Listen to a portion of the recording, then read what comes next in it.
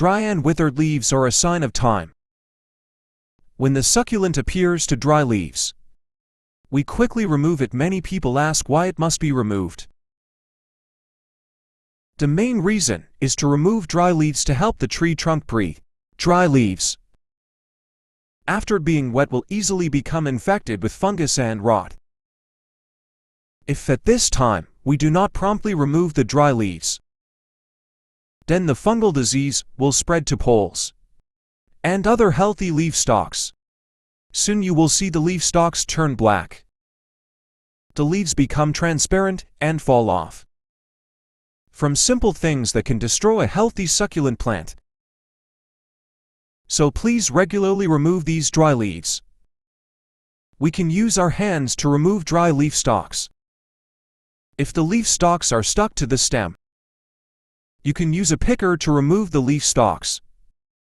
Slowly remove each leaf stem, so that no dry leaves are left on the stem.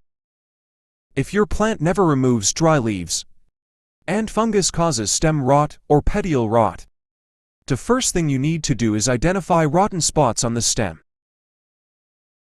Then completely remove the rotten parts. If the stem is rotten, completely cut off the rotten part.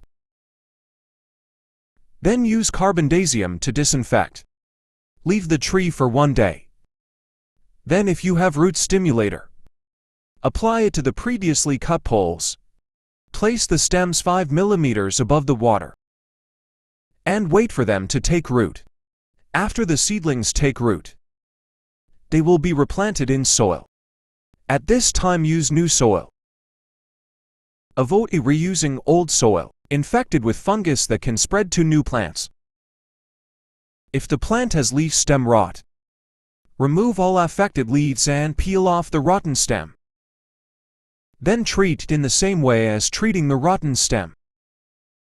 If you live in locations with hot and humid weather, the possibility of the tree being infected with a fungus is very high. Fungal infections cause root rot due to poor drainage.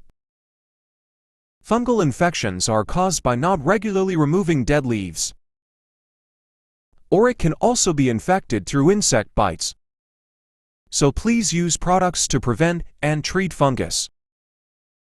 Can be used product fungicide for rose, powdery mildew and black spot.